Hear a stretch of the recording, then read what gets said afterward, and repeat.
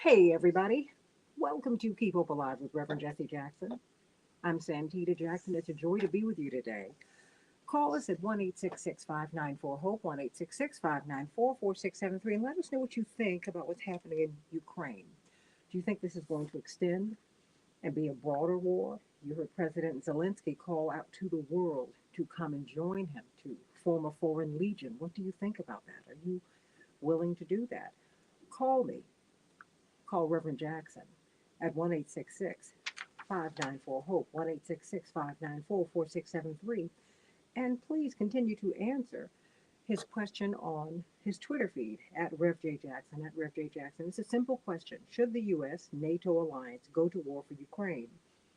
And quite frankly, you all are split. 40% of you say yes, 46% of you say no, 15% of you are not so sure. Call us, text us at 1 594 4673, and let's talk about it. Let's talk about it. Indeed, people all over the world have opinions about this, and we want to know what yours are today. We're streaming live on the Reverend Jesse Jackson Senior page, the Reverend Jesse Jackson Senior page on YouTube, on Facebook, on the Santita Jackson Show YouTube channel. We're also streaming on Santita Jackson and Friends. And so we want to hear your thoughts this morning about Ukraine. Where do you think all this is heading? And we have a special guest, Malcolm Nance, who just returned. That's right, Malcolm Nance, the veteran intelligence, the intelligence veteran, should I say, and the best-selling author. The Plot to Kill Americans. That is his latest book. The Plot. I mean, he has uncovered a lot, and we're so grateful for all of the work that he does. And so we want you to call us so that you can talk to him and hear him talk with Reverend Jackson. We'll also be joined by Dr. David Gibbs, history professor from the University of Arizona, to get his thoughts on this. He says so much of this can be traced back to the broken agreement from 30 years ago between NATO and Russia. So what do you think? But of course, Malcolm Nance's latest book is The Plot to Kill Americans, but the plot to betray America really takes us through a lot of this. The plot to destroy democracy takes us through this as well. We'll be talking with John Nichols in the second hour, national correspondent for The Nation magazine. His latest book is Coronavirus Criminals and Pandemic Profiteers. We'll have attorney Robert Patillo, civil rights lawyer, Southeastern Regional Director for Rainbow Push, Kevin Gray, Army veteran, and former president of the ACLU of South Carolina, author and editor of the best-selling book Killing Trayvons, an anthology of American violence, and of course, the co-author of A More Perfect Union, Advancing New American Rights. He wrote that with Congressman Jesse Jackson Jr., Reverend Frank Watkins, Reverend Jackson's colleague of more than 50 years. So let's talk about this, everybody. What do you think about what's happening in Ukraine right now? How does it make you feel? What do you think about it? What do you know about it? Let's talk about this on Keep Hope Alive with Reverend Jesse Jackson. What is driving this? Back in just a minute.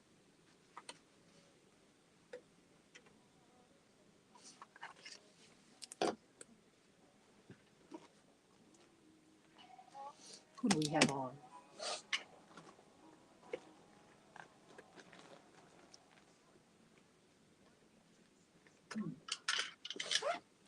Reverend? Reverend Jackson? Yes, thank you. How are you? Good, good. Do we have Malcolm Nance on? We have Malcolm Nance. Malcolm We have Nance? David Gibbs. And David Gibbs? Good morning. And Reverend? Frank Yes, I'm here. Okay, and I'm introducing you, Malcolm Nance. Of course, you'll be leading us on today, Malcolm. Dr. David Gibbs is a history professor at the University of Arizona. But Reverend has been praying for you to return safely from Ukraine, and you are an answered prayer this morning. Reverend Jackson here is your dear friend and homeboy, Malcolm Nance. Good Malcolm. How you doing, buddy? I'm well. Thank you, Reverend. Well, it's I'm going to ask you what you see and why opinions in America are so mixed, I think. Okay? Okay, first you take over, all right. Man, we came in the world too late, didn't we? No. Yeah, I hear you, Reverend.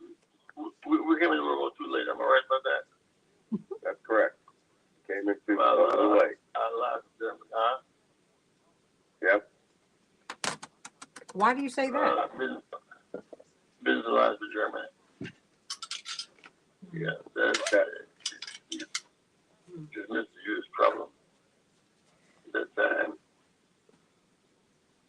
Well, do you wish you'd been in the Second World War with Granddaddy? Both of them? Yeah. Yeah. David Gibbs, how are you, Professor Gibbs? I'm very well. Thank you for having me again. Oh, thank you for getting up a little extra early to be with us, although you're already on early. You and Malcolm. Malcolm, I just look. My heart just fell into a million teeny tiny pieces when he texted me, just casually. Oh, I'll get back in touch with you. I'm in Ukraine right now. I was like, you are what? Oh, I was like, I've had enough trauma in my life. I can't take any more, Malcolm.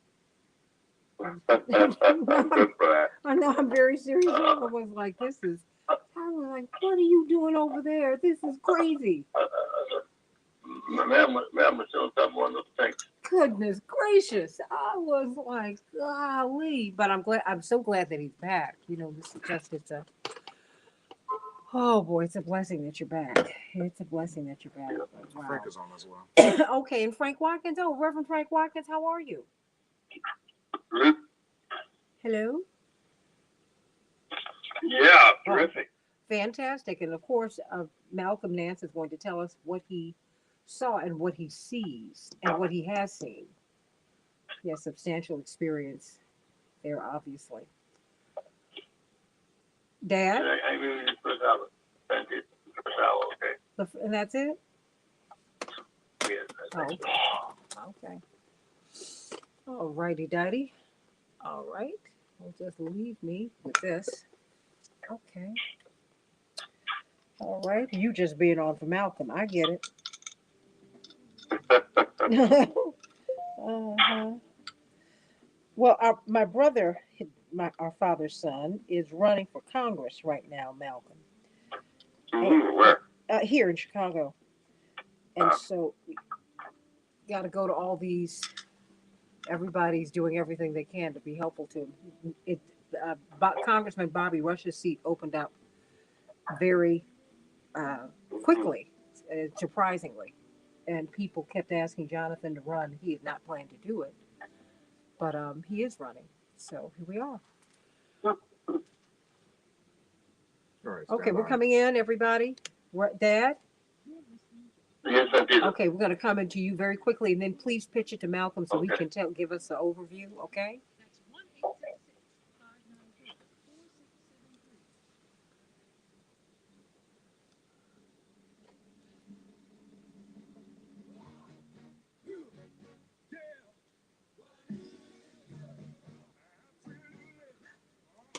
Wow, the great Edwin Starr. I'm Santita Jackson. This is Keep Hope Alive with Reverend Jesse Jackson, praying for peace today as we are watching the winds of war whip around feverishly in Ukraine.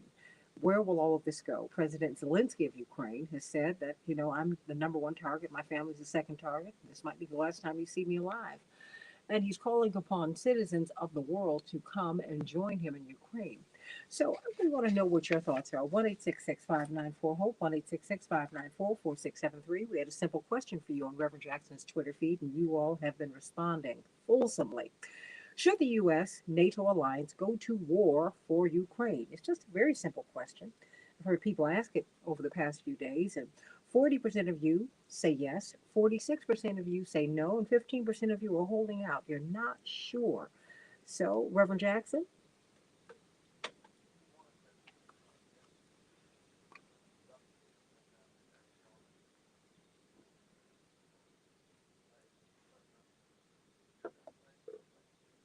Oh, cinema. Oh, my goodness. From a Gold War country. Mm-hmm. And now, Brother Malcolm just came back from Ukraine. Malcolm, what did you see? The opinions that they get in part because we've been lied to about war so much. Lies about the Second World War really got very late.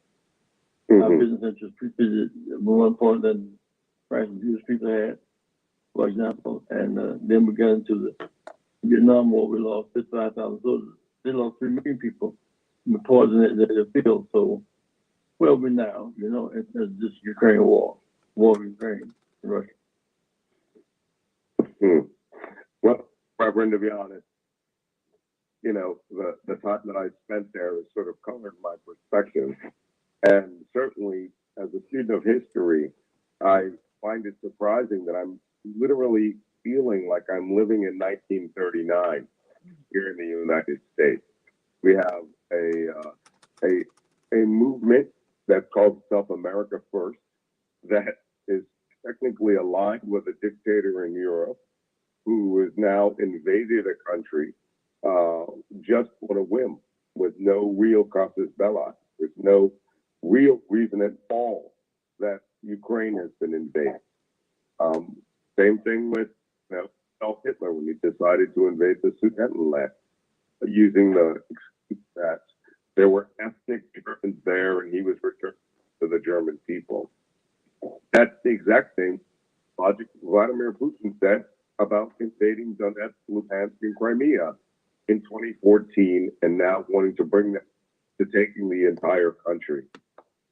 So that being said, it was a very interesting period of my life, and now I understand very deeply why Franklin Delano Roosevelt felt compelled to bring America to the brink of war in order to defend, get America ready to defend themselves and the world against global dictatorship. This said last week was very important to me. He said, we're finding alone, like all of America and Europe have long-term strategies for short-term crisis. And he's walking through Ukraine without any resistance from allies. And what my allies are these? Yeah, well, that was a brilliant phrase. Ukraine is standing alone right now. However, what we're seeing is that it has many more potential allies to help it in its fight than Russia does. Russia literally in this invasion. Well, you know, that's technically not true. They were supported by North Korea. They have the support of China, and they have the support of Venezuela, which is absolutely bizarre. 3 dictatorships supporting a dictator in his quest to eliminate a people off the face of the earth.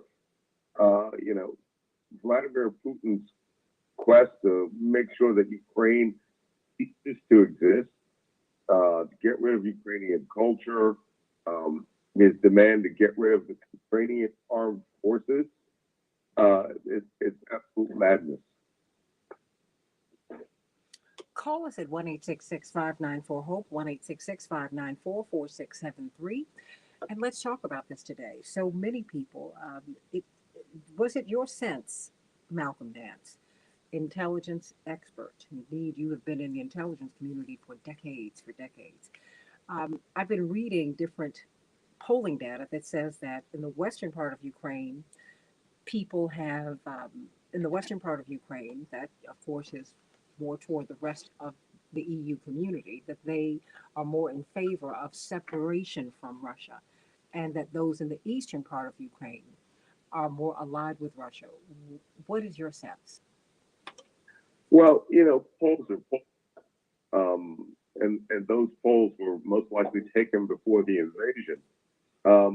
And the eastern part of the country, yes, there are more ethnic Russian-speaking people. Yes, Russia and Ukraine are intimately tied together through relations, blood, and culture to a certain extent. But Ukraine's culture is uniquely Ukrainian. And despite Putin saying that it didn't exist until Lenin created it 100 years ago, is ludicrous. I mean, it's absolutely ridiculous. In fact, Ukraine existed centuries before Russia, you know, Moscow did. Back when Moscow was a forested woodland, it was a bustling metropolis. So, you know, that being said, the impression that Ukraine is alone is true now because they are not part of the 30-nation NATO alliance. And what we can do, what we have been doing is helping Ukraine supply itself and fight for it. And they don't want us to fight. I was told by the commander of the armed forces, we don't want American soldiers. We can fight ourselves. We're 42 million Ukrainians. We want is American weapons. Hi, this is Anita. Oh, yes, Reverend. Oh, my comment is that I don't see it. I think Russia has a right to have a thing outside of democracy. I really do. And they have every right to push back. I mean, sometimes people do it unfairly, but, you know, circumstances. Well, Dr. Gibbs, let's start with you. You have been talking about this issue for quite some time. You're an expert on Eastern European affairs. Your thoughts?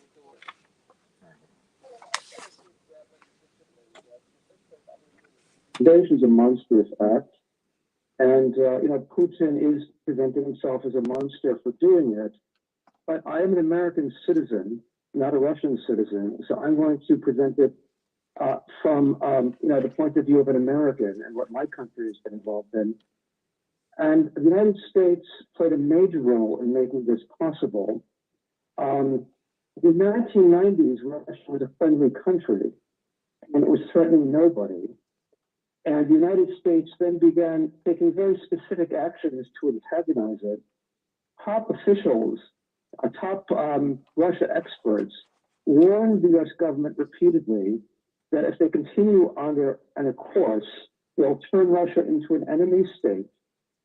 Russia will lash out because of the American provocations, and it will be a disaster. And Ukraine specifically was noted as a place that is likely to be destroyed as a result of this. And Russia specialists were pleading with U.S. governments to stop antagonizing Russia. And the antagonisms continue. I'll be specific about that. The United States made an agreement not to expand NATO in 1990 in exchange for Russian cooperation in the reunification of Germany. And the U.S. violated that agreement. It violated it again and again. And the expansion of NATO has been the most destabilizing force in this region. And the very aggressive activities of Putin are kind of flowed out of that policy. The documentation on this is extremely complete. And, there's new information coming out of the archives all the time on U.S. commitments not to expand NATO, which were violated by the U.S. government. And that, I think, was the main cause of this war. The United States, I think, led Ukraine on with fantasies that the U.S. would come to their aid and rescue them, which the U.S. is clearly not going to do and can't do. And the United States was very foolish to have ever created this fantasy that the United States would rescue Ukraine when it's not going to. And it would have been much better to have established Ukraine as a neutral country, like Austria in 1955. And that very likely would have prevented the invasion. There were numerous other U.S. provocations. I mean, I discussed the violation of the 1990 agreement on the show before, but there was also the U.S. role in wrecking the Russian economy. The United States government funded a Harvard team to privatize Russia's economy in the early 90s. That was catastrophic. It led to one of the most catastrophic collapses ever seen. So great, there was a decline in life expectancy in Russia. And, the Russians are very bitter about that, and they blame that on the United States. And there's a lot of evidence to back up their grievance. And it's not just Putin, but I think the whole Russian people are very bitter about American policy. And none of this was necessary. It was all avoidable. And government officials were warned about the consequences of their actions over decades. And they recklessly proceeded. I don't get the impression that U.S. policy was conducted by people with a high level of ability or caution or wisdom. in general, and I think anybody who doubts me on that should have a look at some of the videos of America's evacuation from Afghanistan, which was incredibly incompetent. I think that gives one a sense of the kind of incompetence that went into U.S. policy with regard to Russia and Ukraine. And so I think that is something that should not be swept under the rug. Of course, we should condemn the Russian invasion. That's a terrible thing. But we should not whitewash the U.S. role in helping to make this invasion possible, which is what we've done. Doctor, you have to answer your question. Malcolm? What's the use of what you announced you just heard, Malcolm? I'm sorry, the question again? Can you respond to his analysis? Yes. Yeah. Well, you know, academics have a very interesting perspective on how the world works. And I think that, you know, the doctor's recitation of many of the factors, they're just matters of historical fact. But, you know, that's like sitting there all day and drawing pieces of string together in a complex, very nuanced geopolitical structure and coming up with something that could be fundamentally explained quite simply, that Vladimir Putin is an ex-communist KGB officer and thug who was always going to invade Ukraine. It had no matter whether NATO was involved or not. Russia, by using the excuse that it's because NATO is encroaching on his, you know, on Russia's territory, and that the United States promised that other countries wouldn't be allowed in NATO when the Iron Curtain fell. Well, one of the things that's interesting about freedom and democracy is people of those countries have a choice on their own to decide how they're going to determine their lives. We can't stop a country from joining NATO if they meet all the criteria of joining NATO.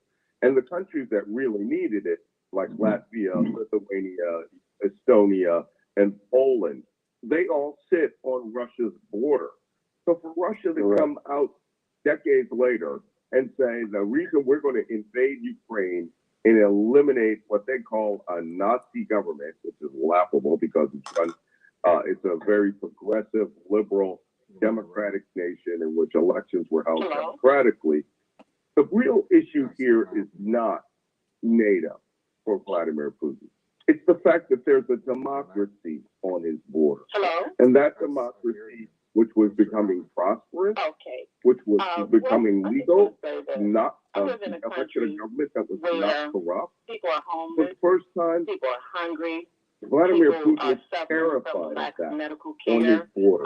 The infection of true Western democracy coming in and breaking the dictatorship that he so carefully crafted over 30 years is what Vladimir Putin is most concerned about. Look, the president of Ukraine, President Zelensky, he didn't change the constitution so he could be president for life. So, you know, Russia, they did. And for this dictator to come and say, well, you know, it's because you promised NATO would never move past 18 nations.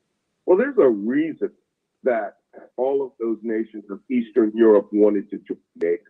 It's because of a nation like Russia, led by a dictator like Putin, were terrified of what happened to Ukraine this week happening to them.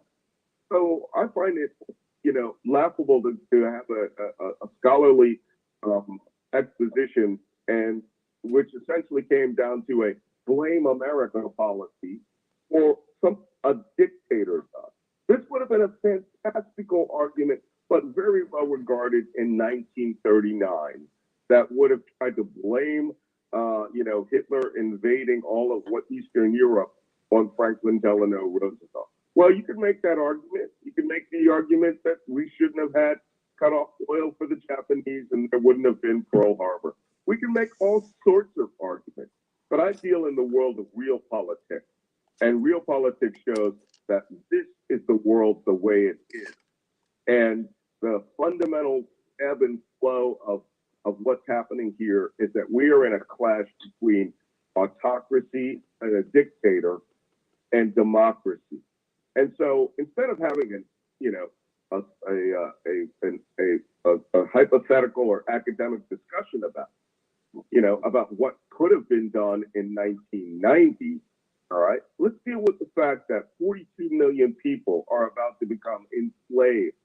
And I know, that's a tough term, but it's quite literally true what's about to happen here. And, it's not America's fault. Frank, I will ask you a question. Dr. Gibbs? Well, we have 2 minutes before we go to break. Reverend? Frank.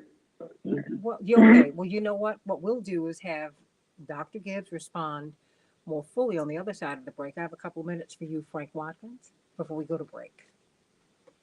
The customers of food and the tax.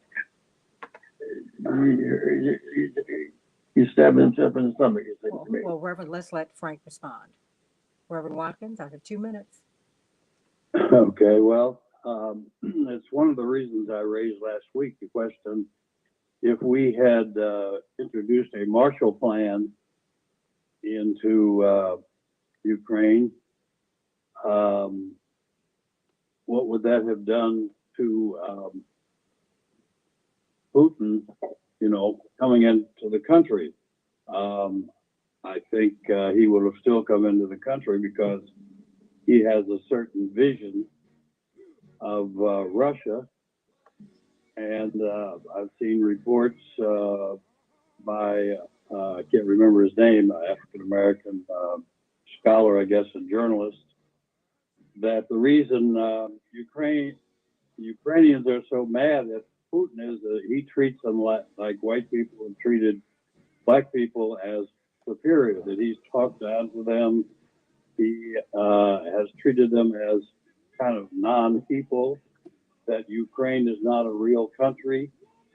And so even the Russian-speaking persons who live in the East, he's claiming that there's genocide going on, but they have said, we don't want you interfering. We don't need you. What you're saying isn't happening.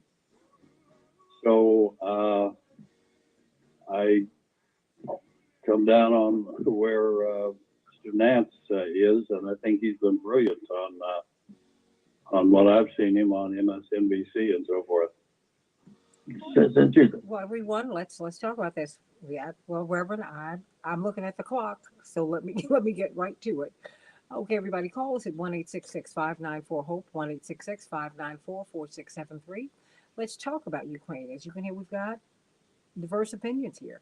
We want to hear yours, Anita and Renee and everybody else who's calling in, 1-866-594-HOPE, 1-866-594-4673. And please stay in touch with Reverend Jackson throughout the week at rainbowpush.org, 773 Freedom. Back with more of Keep Hope Alive as we talk about Ukraine with Reverend Jesse Jackson, Malcolm Nance, Dr. David Gibbs, Reverend Frank Watkins, and you. Back in just a minute.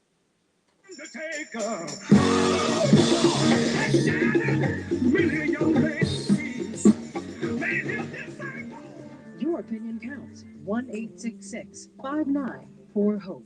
That's 1-866-594. Okay, Reverend. Can you bring him back up? Okay. Okay. Reverend? Yes. Okay, don't Yes. call for the break because you're not looking at the clock. Okay. Okay? All right, gentlemen, you all can speak to each other. I promise you, I will get you out. But when you hear my voice, that means I need a minute or so to get out. Okay? And Reverend Malcolm Nance is only going to be with us until the top of the hour. Me too. Well, we know this.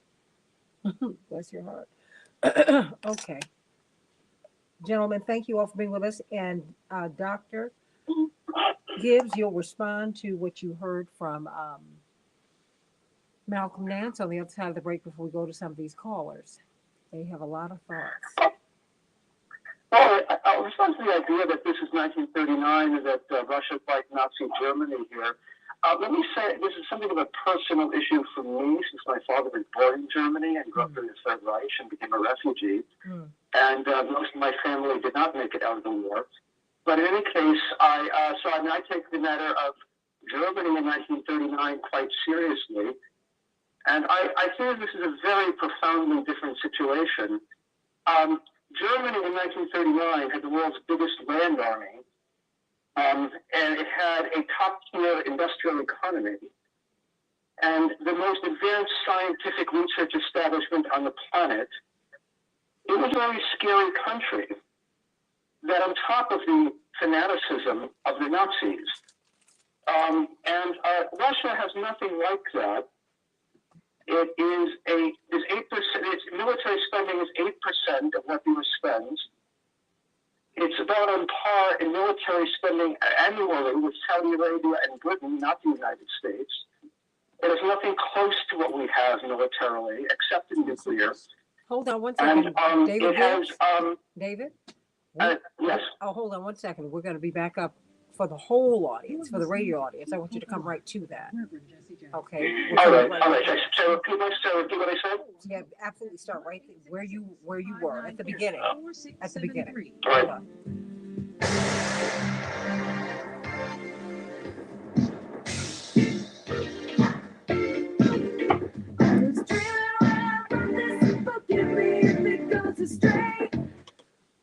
Thank you, Jeremy, for some Prince 1999. Welcome back to Keep Hope Alive with Reverend Jesse Jackson. Of course, Reverend Jesse Jackson, he's joining us today by telephone. We welcome to the show his South Carolina homeboy, one of the world's leading intelligence experts, best-selling author, Malcolm Nance. You enjoy his analysis of all things intelligence, domestically and internationally on MSNBC. We're so grateful to have him today.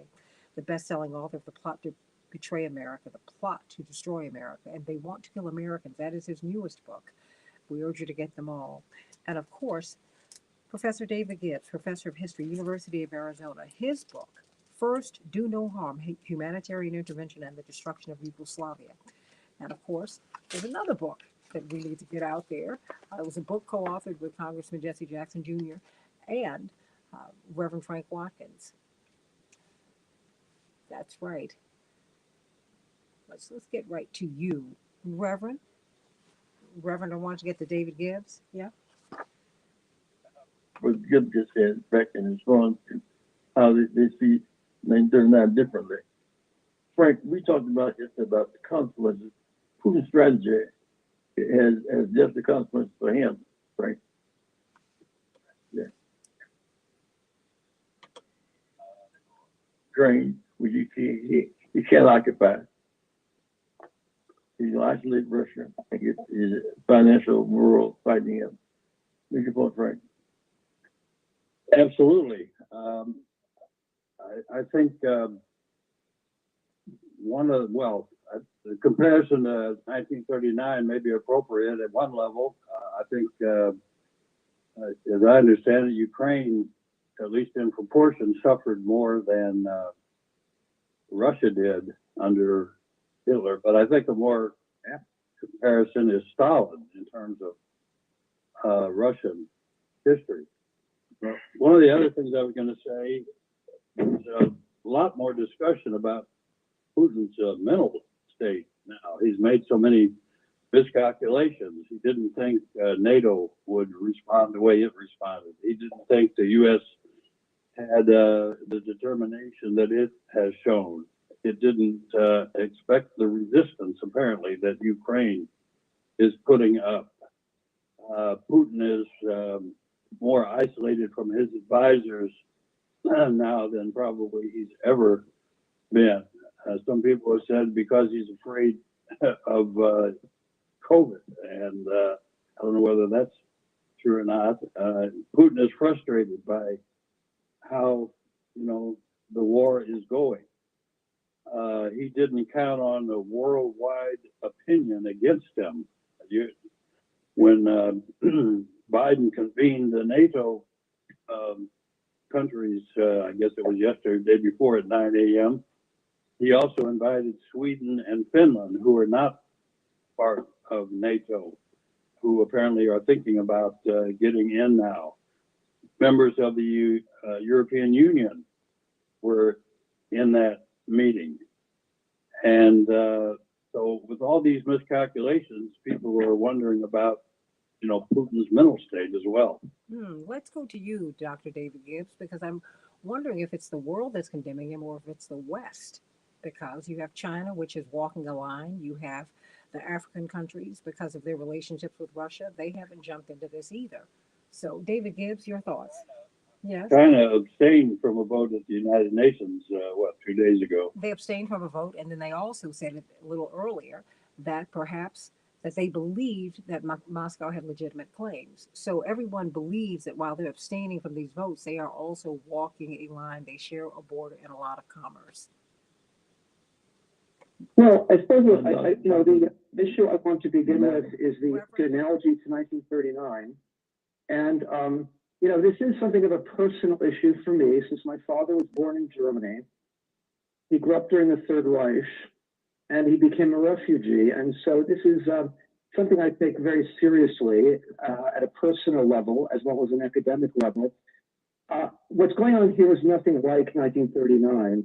Russia is a regional power, nothing like a world power, nowhere near as powerful as Germany was in 1939, not even close. And if you look at worldwide military expenditures, Russia spends about 8% of what the US spends per year, making it a very lower level military capability. Level of spending is about the same as Saudi Arabia and Great Britain, nothing like the United States. And so there's a tendency to exaggerate Russia's ability here and the nature of the threat. And it must be remembered, every single time America goes to war, we always compare our adversary to Hitler. This is done every single time. And so I think we need some new historical analogies here, because this one is getting a bit shock-worn, because it's been used so many times. I think, again, I'd like to go back into the history of how this event developed. One of the leading experts on Russia and the Soviet Union, George F. Kennan, who was one of the architects of the Cold War, one of the most hardline anti-Russian American figures in history. In the late 90s, he was appalled at the expansion of NATO, which he said is unnecessary since Russia's threatening nobody. It's not an aggressive state at this time.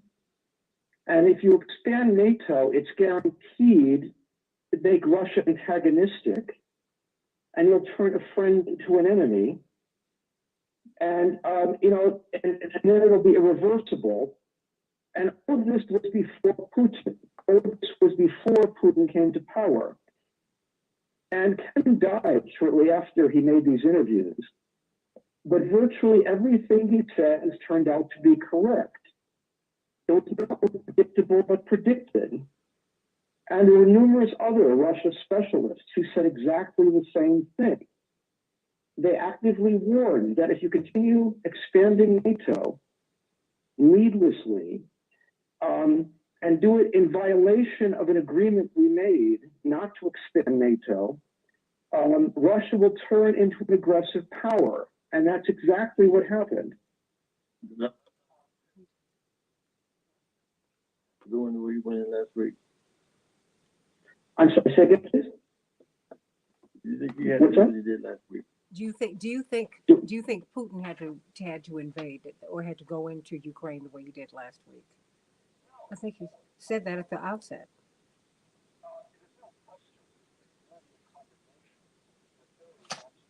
Invade another country like that. Nevertheless, we cannot whitewash the U.S. role in creating the situation that led to this. It was predicted to lead to this. If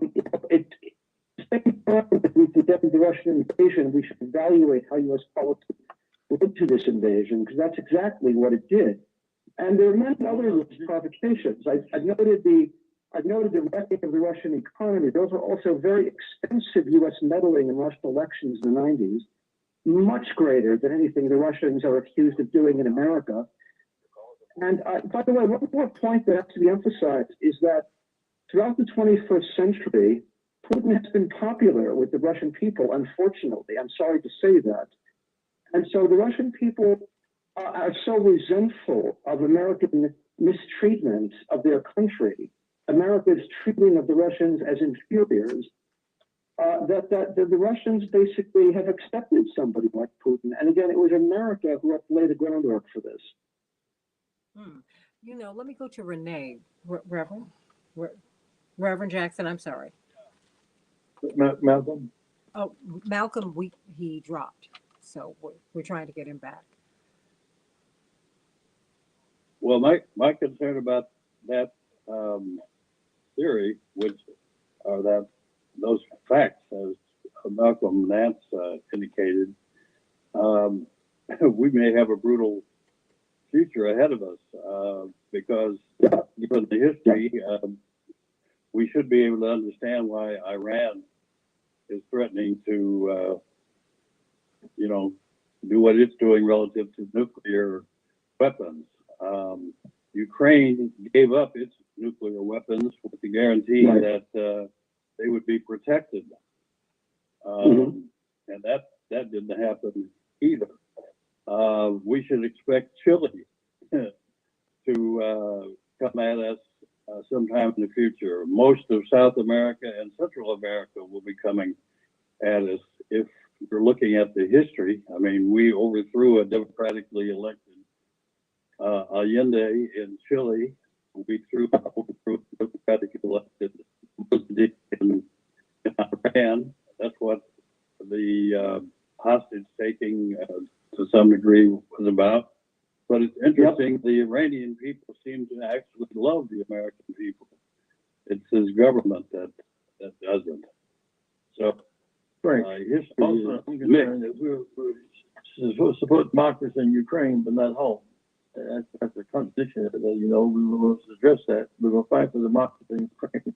And and quite frankly, I'm not so sure that people love Americans, but they don't like our policies at all. And that's why Iran, we walked into that blind. We were walking around in Tehran like we were free and everything was fine. We had overthrown Mossadegh 20 years before. And then we were completely shocked. Oh my goodness, these people have taken over our embassy and they want us out of here. Yeah. And a lot of people feel that way all over the world, Frank. Yeah, count me in on that. You were exterminating the world. Just about many people killed in World War II. 22 million Russians died in that war. And Dr. Gibbs, 22 million Russians. Dr. Gibbs, we're having some trouble with this new system that we're on. But I mean, Frank, just in a nutshell, your point so that Dr. Gibbs can respond to it was what? I'm not. Which point was I making? Oh, just that all of these other countries, if we look at the history, you can look at Chile, you can look at countries all over the world who would be at odds with America, who would have adversarial relationships, just given the history. And people in America. I mean, that's why you have this this reforming of American history, because there's an element of white people that are now promoting, a theory, a replacement theory, because they're afraid that if black people get power, they'll do the same thing for white people that white people did to them. So, in terms of history,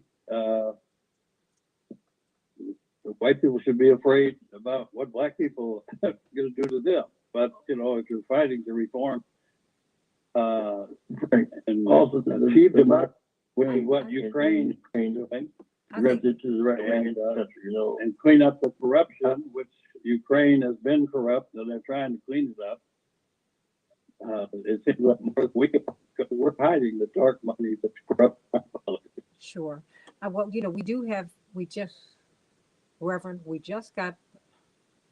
Reverend, one moment. Malcolm Nance is trying to call in right now. Okay, and we have about 5 minutes before we go to break. Dr. Gibbs is going to be staying with us. Reverend, hold on a moment. I want Malcolm Nance to respond to everything because he's going to be leaving, Reverend. Okay? Yes, he is. saying that we are allowing him to occupy Ukraine, and then we got to fight Russia to leave the occupation. And we should stop him from coming in. This is better by himself all week long. So what are you saying, Reverend? All week long he's been saying, I'm by myself. I mean, we're letting Russia take over the country. We was trying to drive the Russians out. Mhm. I saw no allies raise a finger last week to help Ukraine. Just talking. Certain people. Those their money's back in Russia now. Okay, well, what do you want us to know, Malcolm? So first, I understand the Reverend's sentiments. You know, he's a man of a certain age. He comes from an era that lived through all of this, right? World War II, and seeing the rise of dictatorships march across Europe and have their way. You know, no matter what the past politics were, no matter what was set or done, no one forced Russia to become a dictatorship. No one in the West did that. That was a matter of choice. Vladimir Putin could have been one of the more enlightened presidents. He could have moved Russia towards democracy, you know, but he didn't because he is an ex-KGB officer. His mind is fundamentally Soviet. I mean, he was a communist until he was 48 years old. He doesn't believe in that anymore, of course, but what he does believe is the imperial nature of Russia should remain a great power. And when that great power was confronted with democracy, he spent every waking day doing two things. One, collecting money, you know, billions as an oligarch, and two, setting Russia to become an imperialist nation. And I know there's a lot of people on the left who say that they're anti-imperialist, and rightly so. America has done all sorts of boneheaded things, but this is raw, unadulterated, you know, dictatorial, Stalin level dictatorship. And now there's a country in Europe that hasn't collapsed. Ukraine has not lost this war. The war is barely started. And to be honest, I think Ukraine has a good chance of defeating Russia or at least holding them off. Moscow can get into Kyiv, but that doesn't mean they're going to hold it. This is going to turn into a very, very long struggle in which Russia will have bit off way more than it can chew. But it's incumbent on us as people of America who, if we really believe in democracy, my father fought in World War II. My great-grandfather, my grandfather fought in World War I. The Nancys have been in the armed forces since 1864. And we were fighting for a nation that wasn't giving us all of our rights, but we understood that if we defend and push the nation to do what's right when it's time to do what's right, then we would create a more perfect union. I'm sorry, but it's time for us to do something that's right. If we say that we are a nation that believes in democracy, well, you've got to defend other democracies, especially now, because if Putin sees us fold on this and devolves back into a series of academic arguments about why other peoples want a collective defense against people like him, well, then he will not stop with Ukraine. And I believe that from the bottom of my heart. I've met people who know Vladimir Putin personally and intimately, and they say that this is not the man that they knew. That, you know, since the beginning of COVID, he's been in this sort of altered, narcissistic, self-absorbed state where he has these images of Russia as an imperial nation. And let me tell you something, nothing is ever going to get built with Vladimir Putin's picture or name on it in the history of Russia. So whatever he's doing, it's happening in his head, and we have to help Ukraine stop it. Well, you know, let's continue to talk about this at 1-866-594-HOPE, 1-866-594-4673. You want to get your closing thoughts, because indeed, I am one of those people on the left who has declared herself an anti-imperialist. That having been said, we all disagree with what's happened in Ukraine, and we want Ukraine to be free and sovereign. But if you do not look at all of these layers, I think we're going to miss an important lesson here. Going to get some closing thoughts from you, Malcolm Nance, on the other side of the break. It'll be for about a minute and a half, but we want to hear your thoughts. So glad that you made time to be with us today because we know that you have so many other commitments that are prevailing upon you. Call us at 1-866-594-HOPE. Anita, Renee, and everyone else. We're going to get to you on the other side of the break. Back with more of Keep Hope Alive in just a minute.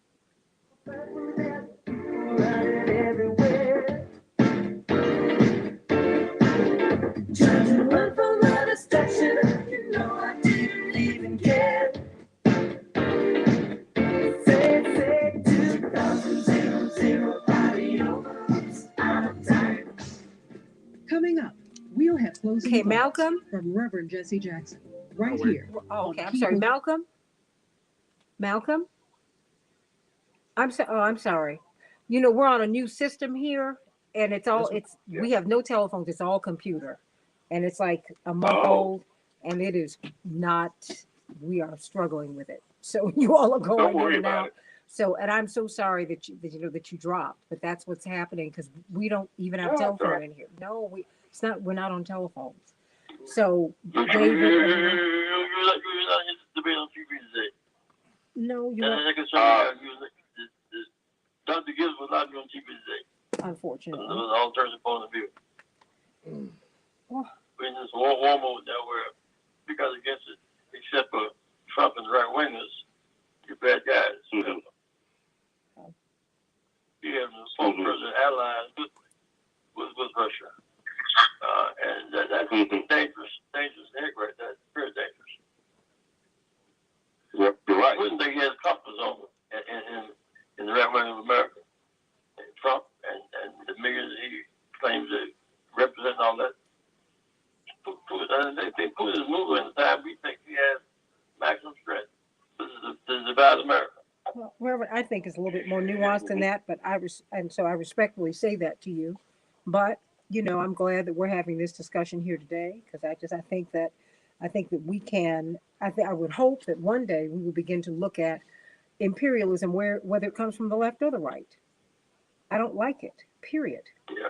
And we have got to talk about that. Right. We have not talked about Puerto Rico. We have not talked about the United States Virgin Islands. We have not talked about the Philippines. We have not talked about as we have watched Haiti, as we watch what's happening in Africa right now. We don't talk about that.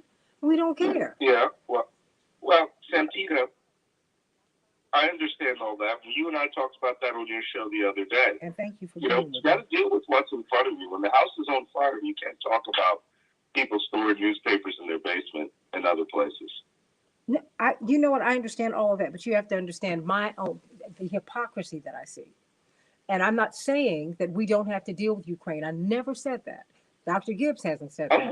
Many people, we have not said that. But if we do not look... No, you're right, we need to deal with it. Yeah, and if we don't look at the agreements that we break, we will never, ever get to the root of things. We just won't. Because then you'll get another Putin, and then you'll get because we now have we overthrew their government in 2014. No one talks about that. Well, we didn't overthrow the government in 2014. Yeah, we did. We did help. Yes, we did. With tens of millions of dollars of American interference, and that's true. The intelligence community helped to do that.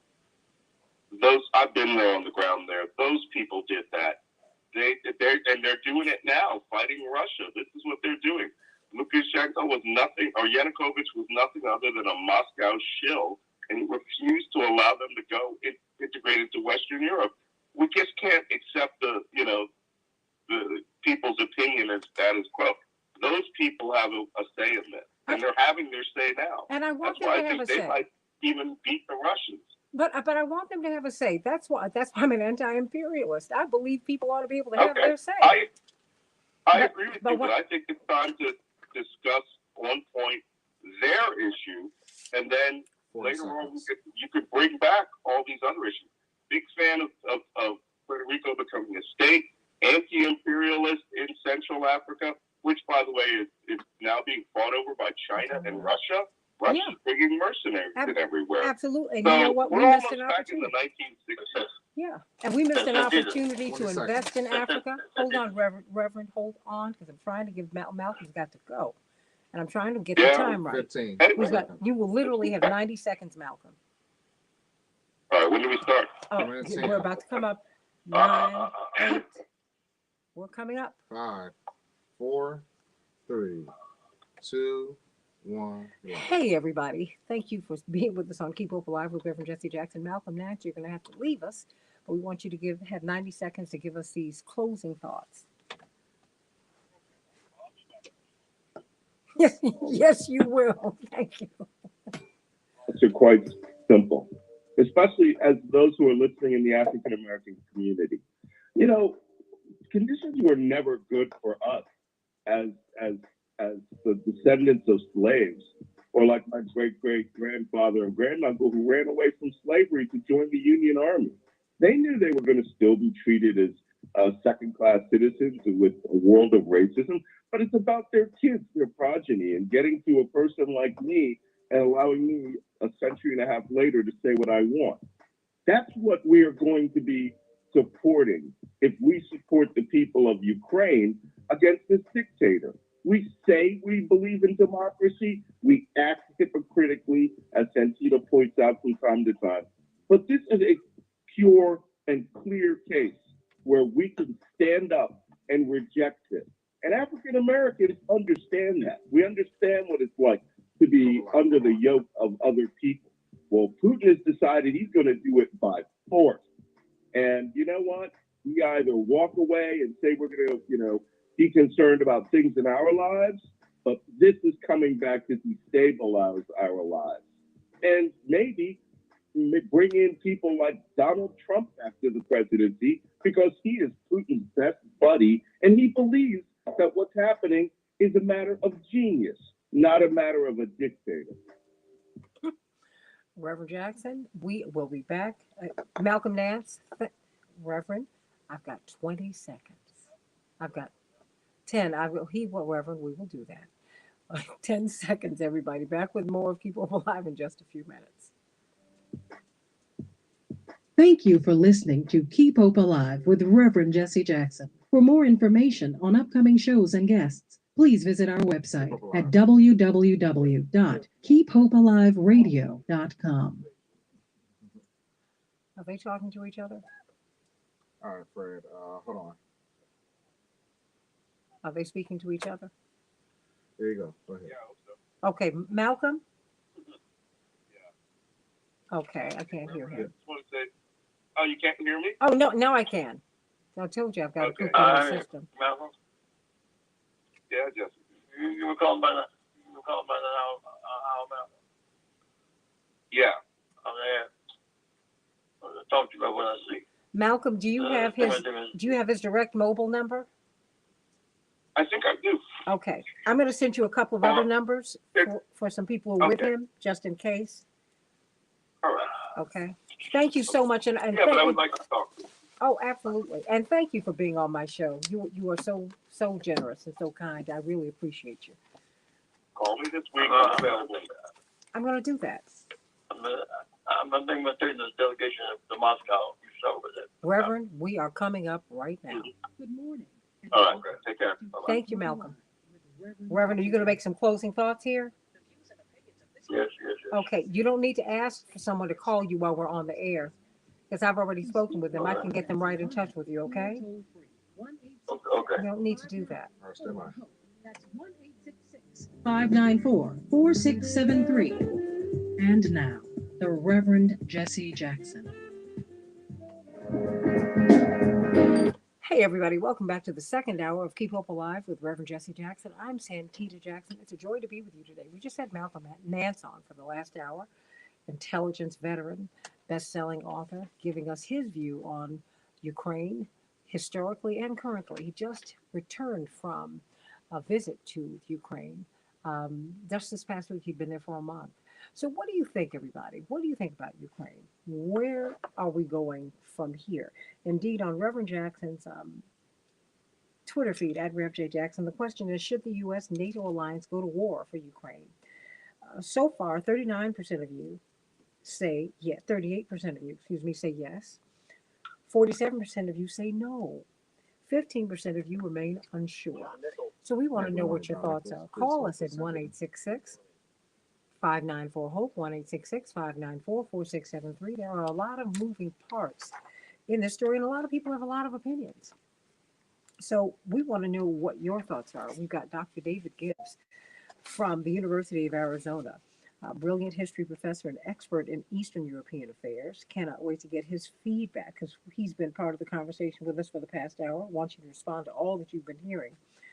Professor Gibbs. We'll have attorney Robert Patillo from Rainbow Push in Atlanta. He's the Southeastern Regional Director for Rainbow Push. Of course, he has his own show on WAOK. It will be on this afternoon from 1 to 4.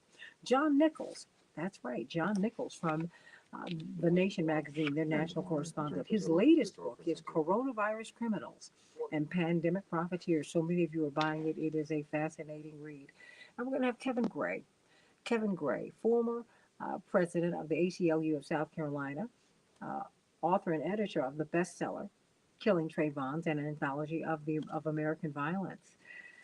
And of course, Reverend Frank Watkins, A More Perfect Union. He and Congressman Jesse Jackson Jr. co-authored that book, and it's Advancing New American Rights. The anniversary edition is out right now. We urge you to get it.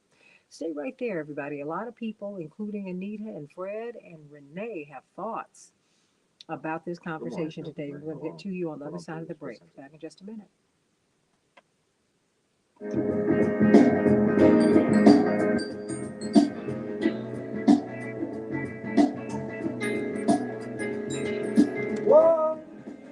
Your opinion counts. 1-866-594-HOPE. That's 1-866-594-4673. All right, yeah, Kevin Gray on, John Gray. Nichols, and Robert Patillo. Kevin Gray. There you go. Kevin Gray. Good morning. Good morning. Robert Patillo. Good morning. Okay, and John Nichols. I am here. Good morning. And David Gibbs. We have had Good morning. quite the discussion already, as you can imagine. So that is that's been wonderful. I'm sorry, someone was going to say something. Well, go, baby. Okay, then you come back. Yeah, is your question, should America go to war against Russia? Is that? I'll give you my question. I didn't say against Russia. Wait a minute. Let me see what I did say. People do have a lot of. In fact, I heard Michael Smirkanish ask it yesterday, and I enjoyed the question. It was wonderful seeing the feedback. Should the U.S.-NATO alliance go to war for Ukraine? That's how I phrased it. There was a general who was on CNN yesterday who called for, because we don't have peace activists talking, weighing in on this discussion anywhere in corporate media. He said what we need to do is get our American troops to come in from Poland and give ammunition to the Ukrainian people. And I said, okay, because the president keeps saying that having our troops in this conflict is off the table. You can never have troops off the table. We have our troops over there. We have more than 8,000 over there in the border states. I mean, what are they talking about? And everybody understands Mission Creek. Troops in Ukraine. I'm talking about the troops in Poland that this American general said need to go into Ukraine and assist, at least drop off the weapons. This is talking about delivering ammunition and opening some kind of corridor and delivering weapons and that. And Biden just approved yesterday another $350 million in military aid to Ukraine. Yeah. And the big question that comes up is how do you deliver that? And so I think that what Santita's referencing is a general who suggested opening some kind of corridor. Yeah. I think that's a very dangerous game because once you do that, you're basically one missile, one shot away. You're one shot across the bow away from full warfare, from cold to hot war. Exactly. That's just so disingenuous. It's going to if we lose, we're going to keep fighting Russia. If they win, they're going to keep expanding across Europe. I think it's that's you know what? I think it's about a little bit more. I think that we need to expand. I am not one of these persons who's on this I hate Russia kick. It's just, I think it's just a much more nuanced discussion that certainly those of us who believe in peace should be having. There's a lot more that's going on here because, in fact, they asked the African delegation at the UN to weigh in on this, and the Kenyan ambassador had a very, very interesting response. He said, you know, as people who are product. Let me pull out his. Let me pull this out because I thought his response was absolutely brilliant. He said, you know, we are a product of colonial borders. You know, our countries have been cleaved. He said, so, you know, we have another kind of approach to this too. What did he say? And I'm going to drop this off to you, Reverend, because I put this in your notes for today. Kenya and almost every African country, he said, was birthed by the ending of empire. Our borders were not of our own drawing. They were drawn in the distant colonial metropoles of London, Paris, and Lisbon, with no regard for the ancient nations that they cleaved apart. Stand by. That's right. You know, and I think that if you do not consider these issues, because we have a lot of ethnic tensions that we're dealing with in Europe right now. The arrogance of us to call a European conflict a world one. I mean, really? Yeah. Absolutely. Hey, everybody. Welcome back to Keep Hope Alive with Reverend Jesse Jackson. We've got a full house, but Reverend Jackson is going to be leaving us very soon. Reverend, your thoughts? Help set the table for us for this next hour as we look at Ukraine and NATO and the United States and Russia and China and this conflict has a whole lot of arms and legs. Yes. Yes, Reverend. We don't want to show and appreciate the Democrat back at home. Secondly, is that Ukraine is fighting a war almost right there physically. Well, Bush and Biden have clean hands, and the people are fighting. Like if the two elephants collide in Africa, who loses? The grass loses, and sometimes the common people lose in this situation. And the Russians is out there, and by now, you know, the corporate press is not giving alternative voices a chance. Katrina Van Hugh was on the TV last week. Ain't her alive. They think and thought different than past ammunition. On a liberal platform, Reverend. On a so-called liberal / progressive platform. Let's put it right there. They're trying to research done because yes. You know, I mean, I don't have a choice, Reverend. But see, Reverend, I need you to respond to this. I have to state at the outset that I hate Putin in order to justify myself. Now, what I have learned from you, who came out of the Dr. King wing of the civil rights movement, you're not supposed to hate anybody. That's unhealthy. We're supposed to be going another way. Why aren't we? Well, because what's missing right now is our peace element. If I'm looking at Russian-born thesis and American antithesis, emergent synthesis has to be our role. So we talk about the delegation going to Russia. In reality, Nichols. Well, we have a tremendous panel. Reverend, are you leaving us now? Yes, I am, Sunday. Okay. Blessings to you. Yes, Frank.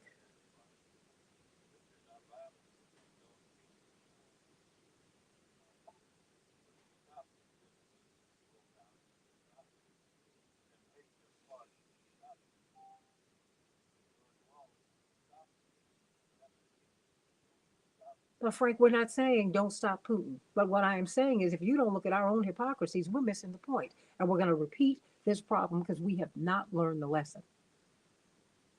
If you want to deal with what we're doing in Syria right this very minute. Yeah, it is all hypocritical. And you know what? We only get this ginned up about European conflicts.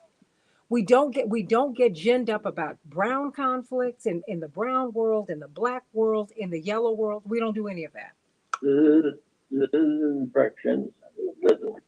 Listen, Now, I'm listening to Frank. I'm engaging Frank, Reverend. That's what I'm doing. No, I'm trying to engage him. Frank, Yeah, no, I mean, I made my point, and my point, my further point about you can get caught in a paralysis of analysis if you're just going to analyze everything America's done wrong in the world. I mean, that's a long that's a long conversation. It is, and you know because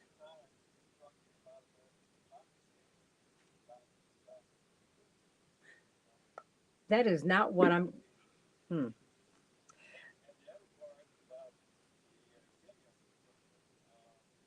The ambassador to the United Nations. Yes.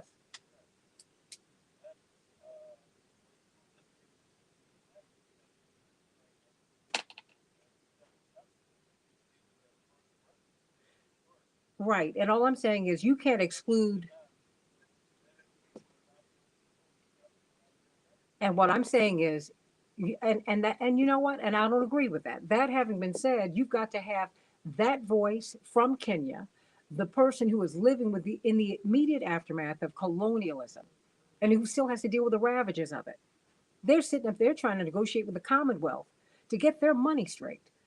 All I'm simply saying to you is I'm not paralyzed at all. I'm not caught in analysis. I'm simply trying to put the analysis into the discussion. I think it is wrong to exclude it. So, well, America don't find redemption in this situation, hmm, one way or another. I think that we have the right now this is Putin is out of control or arrogant oligarch, and our nation is in a different position today. Some people who were just against Jesse running for Congress in 1990, journalists strongly opposed today. Life life changes, things evolve. We're going to see the evolution. I agree with that. Well, let's take this off of us. We have a tremendous panel here. Everyone, please give us your thoughts about what's going on here. John Nichols, starting with you. Well, I think that everyone's put a lot on the table here. All of it's very important. Let's begin with one of the most inspiring things about what's happening. And I know it's perhaps odd to look in such a dark moment to see inspiration, but I've been very struck by the anti-war demonstrations in Russia. Demonstrations in Moscow, St. Petersburg, as many as 40 cities across Russia, by grassroots people saying in thousands, we don't want this war. And I look at them as being very similar to Americans who rose up in 2002 and 2003, said we don't want this war in Iraq. The bottom line is that we need to be in solidarity with anti-war activists. And there are anti-war activists in Russia. They are objecting to what Vladimir Putin is doing. They're saying it's wrong. Yes. John, and because I don't want to miss the point that you just made about people marching in the streets for peace in Russia, and we ought to support that. But we also ought to support people and promote the idea of people marching in the streets in this country opposed to war. Well, and right now, in fact, I was just getting there. Yeah. And let me make the point, because I was watching CNN this morning, and one of the commentators said only 33% of Americans support some involvement in the Ukraine. And then the second statement after she said that, obviously it's a partisan divide. And at 33%, it's not. And the idea that if you support peace or further discussion of our growing involvement in the Ukraine, the idea that the mainstream media will shut you down like they shut Katrina down. I called our friend Jeffrey St. Clair when Facebook shut me down for posting an article by Norman Solomon that started out with the lyrics to Bob Dylan's "With God on Our Side." You know, this idea that the national media, Facebook, and whatever will shut people down who raise questions when we're in the 67%, and we're either Russian trolls, and there's even read somewhere where Lawrence Tribe, who I've always respected, said if we don't support Ukraine, that's treasonous. That's absolutely crazy. John, you can continue. Well, let me say this to all of you, that the battle is on between America and Russia, and Ukraine is a battleground for the fight. And I see Putin and Bush, Putin and Biden, and the manicured hands and feet and solid suits, they're talking that talk. People are dying on the ground. I see thousands of refugees. America's great asset, publicity-wise, America represents hope. America represents fear. Putin must overcome them, see that it's fearmonger in this battle. John Nichols? So what I was saying is the anti-war demonstrations in Russia are an incredibly encouraging sign, but so too were the anti-war demonstrations in the United States in 2002 and 2003. Just as our leaders didn't listen to us, leaders in Russia are not listening to people on the street in Russia who are saying, don't do this war. And it's our job at this point to amplify anti-war voices around the world.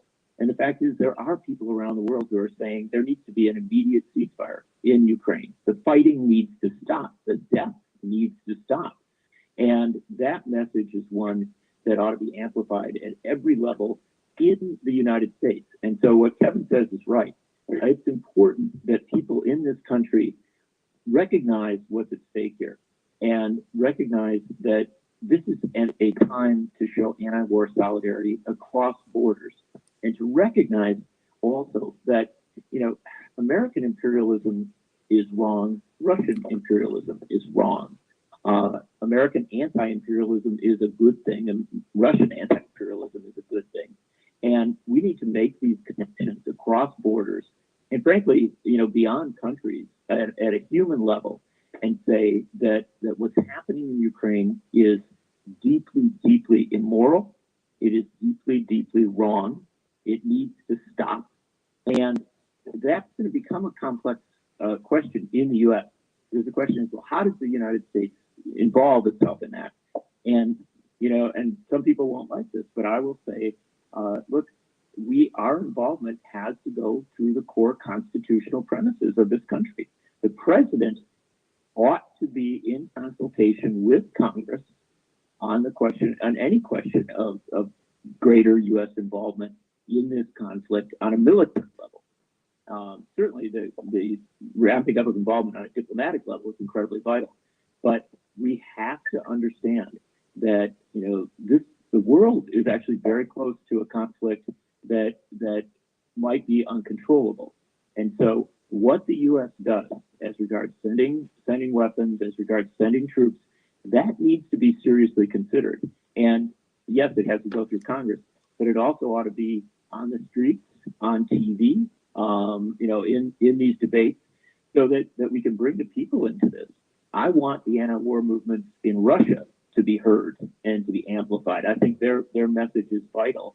I think it's also very courageous. And I want anti-war movements in the United States to be heard and amplified as well. And that's where I think we start to make connections. And also, let us not forget. Yeah, voice of community control.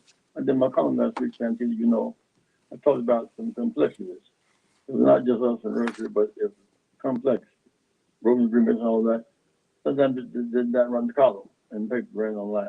Well, you know, and that's part of the problem with the algorithms for Facebook favor the right wing. And in fact, to your point, Kevin, I sent this to you this morning, given what happened with you and Norman Solomon when you were put in Facebook jail for posting Bob Dylan lyrics about peace. Facebook allows the praise of neo-Nazi Ukrainian battalion, the Azov battalion. They have allowed, if you praise them, they're not putting you in Facebook jail. I mean, just the whole corporate media is blocking a full discussion. John, you make the point. Anti-imperialism, wherever it exists. Peace activists, wherever we exist. You're not allowed, even on Facebook, to talk about that, which is crazy. The dangerous thing at this point, because it is absolutely vital to de-link peace activism, be it in the U.S., be it in Russia, be it any place around the world, from the cheap, easy politics of saying, oh, you know, you're anti-war because you are siding with this leader, or you're, you know, opposing that leader. It is possible to be anti-war because it is the right thing to be, and to really champion an alternative vision for how we resolve the challenges in the world. Now, what the Russians have done in Ukraine is wrong, and it is morally wrong. It is practically wrong. It is incredibly destructive. And there are people in Russia who are saying that, and we need to recognize that. We also need to recognize that the United States has a role, and one of the roles that I think is underestimated at this point, and it's a tragic and difficult one, is as regards humanitarian aid. And there are refugees leaving Ukraine now at a very large number. There are also people on the ground in Ukraine who are in very, very difficult situations. And as you know, we talk about, you know, all sorts of, you know, different initiatives to help. We need to be, you know, moving money and moving aid to make sure that people who are going hungry, people who are displaced, and the additional people who may well be displaced, get the aid they need immediately. And that's a part of this equation. It's often lost in any discussion about war and peace. It is that the great mass of people are not on the front lines. The great mass of people in a country where war comes are trying to save their lives. They're trying to protect their children. We need to be thinking about that. Let's thought that Americans did the foot method when Russia came across the line to stand with them. He's standing alone. They go occupy the country, make kill them in the process. You know, we got to get them to deoccupy it. Why was it taken in the first place? And there's no argument. And Reverend, there is no argument there. It's just, it seems, you know, when we're bringing up the things that we're doing that are inconsistent, that's the pushback. And that's the frustration. Nobody is saying that what President Putin did was right. But to be able to bring up, as Professor Gibbs has done, wait a minute. Part of the reason we're here is because of an imperial misadventure by the European nations led by the United States. If we miss this moment to say this is what we did wrong, we're going to do it again. This happens all the time. Let me go to you, Kevin Gray, and then to Robert Patillo. Kevin? This march to war, and everybody says, well, there are only 6,000 troops, advisors. Like we haven't heard that term. 6,000 advisors. Yeah. And then perhaps let's create a pathway by sending U.S. troops that are stationed in Poland, because we do have, over 850 bases around the world, and several in Europe. We have a lot of U.S. bases in Germany in particular. So it could escalate if you've got American soldiers in the line of fire. And this idea that 6,000, well, that's a small number. And even on the number of casualties thus far, I sat down with a young man this weekend, and political and active in the community, should know better. He said, well, 167,000 Ukrainians have died. I said, where'd you get that number at? So on one side over here, because we're talking about how do we develop or join in with an international peace movement, how do we become an international or join in with an international anti-imperialism movement, which includes this country. That's the contradictions that I think Santita's making, in the same way that Russia is right when they say, you did the same thing during the Cuban Missile Crisis. You in regards to NATO, you said there were going to be no Russian missiles aiming at our borders from 9 miles away. And so we ought to at least be honest about the history of this, but our objective ought to be raising up voices for peace, calling for a ceasefire, and pushing this administration to doing that, and not just listen to the generals and the military contractors and the money people that take us into something that could be either a new Cold War or something even worse. Robert Patillo, I've got about 3 minutes before we go to break. Well, you know, I find this entire argument to be interesting for a few reasons. One, what exactly is the difference between what Putin is doing in Ukraine and what America did in Iraq? You make a very thin case for invasion. You then set yourself upon these people.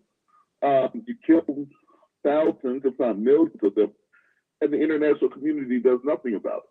I think this is a lot of wag the dog on the part of the corporate media and the Biden administration. What they want to do is ensure that this is the only story in the headlines, when in reality, it's not dissimilar from Putin's invasion of Crimea in 2014, his invasion of Georgia in 2008, his invasion of Chechnya in 1999. And much of this has been facilitated by the West, who have refused to abide by the agreements they've made.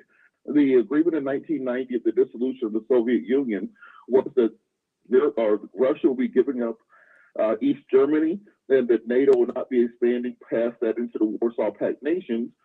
Russia having the Cassia Belli of understanding that, well, the last time European nations promised not to invade us, it was Hitler in 1939, and he immediately invaded. Napoleon said he wasn't going to invade. He immediately invaded. So Russia likes to have buffer states there. So there has to be some coming to the table by both sides of NATO saying we're not going to put missiles 300 miles from Moscow in Ukraine, but also Russia agreeing they'll stop forcefully trying to retake and rebuild the former Russian Empire. The Tsar Nicholas is going to come back. There is a middle ground there that doesn't involve World War III, but all parties have to be honest about what their goals are and what their culpability is in this entire thing. But I don't get into the media narrative of calling people mad and saying that there's good guys and bad guys. These are all rational actors on the international stage. At the end of the day, Russia has a GDP that's smaller than New York State. Russia's entire GDP for the country is half that of California. They do not have the economic ability to fight a war against NATO. So we need to find out what exactly is the diplomatic solution to this. And that's where we'll find the middle ground out. But as long as we keep speaking these broad terms of ideology and nationalism, good guys versus bad guys, we'll stay in the same Cold War footing, and that only benefits the millionaires, billionaires, oligarchs, and the military industrial complex. Call us at 1-866-594-HOPE. Back in just a minute. To the Undertaker. Oh,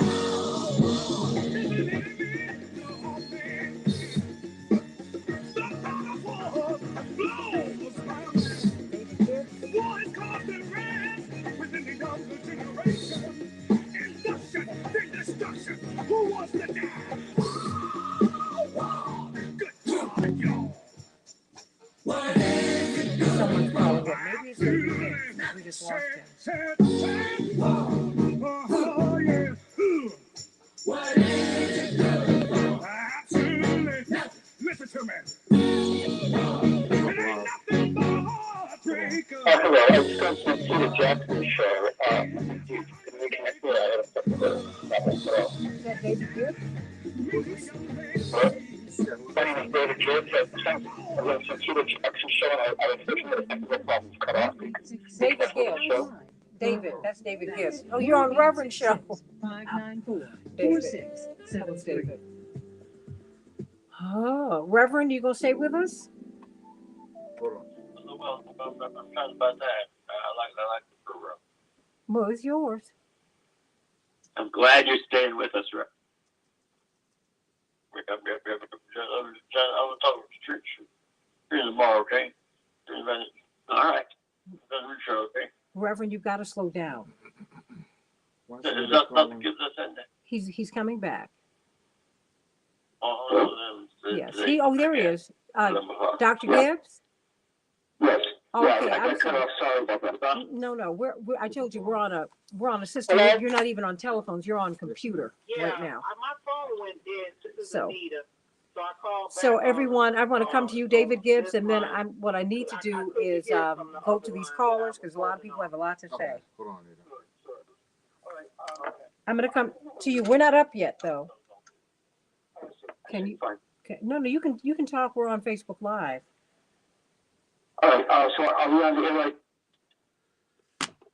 Are we on the air right now? Oh, no, yeah, well, we're on Facebook Live right now, but we'll be back Okay. on the air in about a minute. Okay, fine, okay.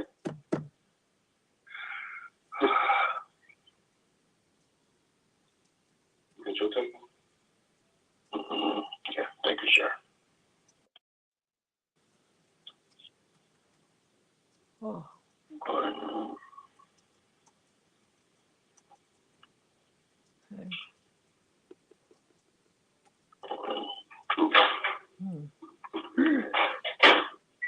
Okay, I can hear something in the background, Reverend, or someone. All right, 30 seconds. Okay, we're coming up.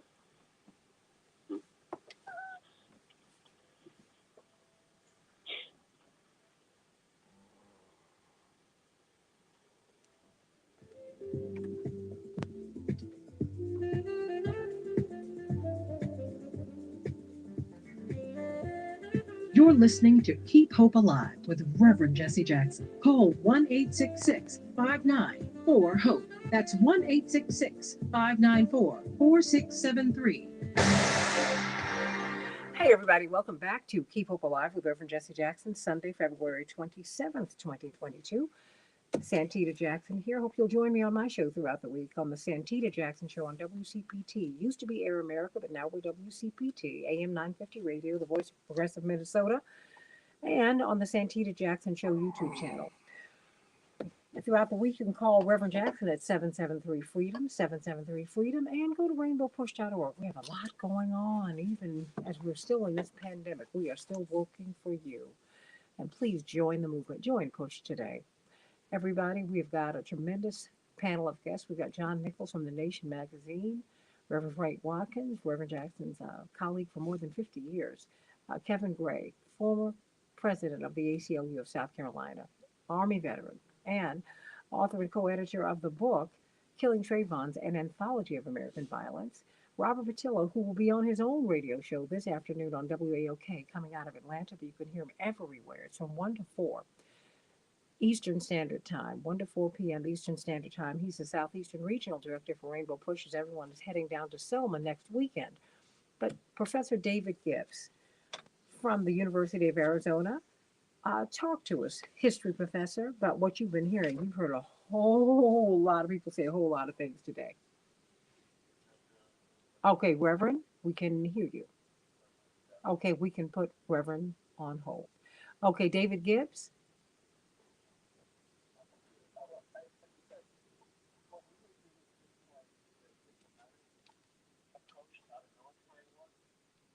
I think that basically there's calls for a ceasefire and for possibly some kind of compromise involving Russian troops out, NATO abstaining from invading Ukraine permanently.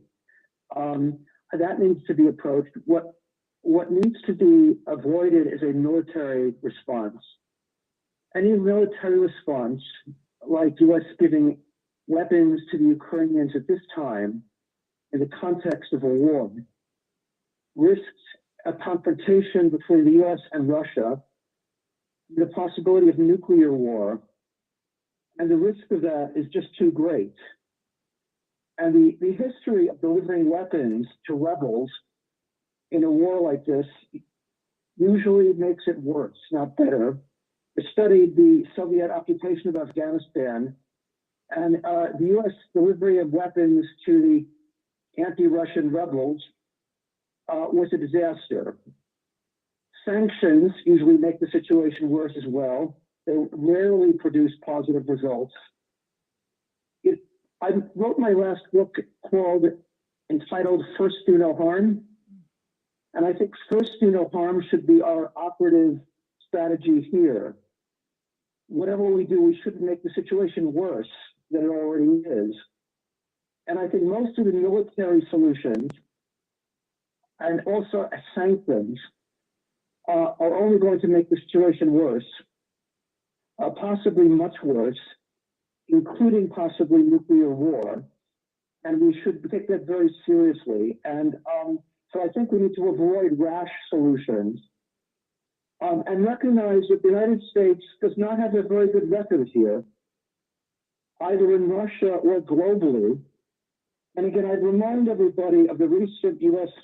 20-year disaster in Afghanistan, and we want to avoid anything like that in Ukraine.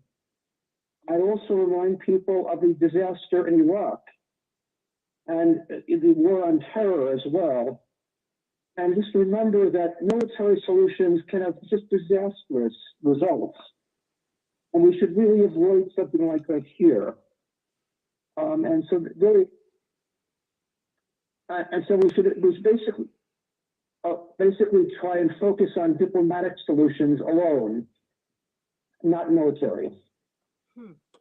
Renee from Chicago, what's on your mind today?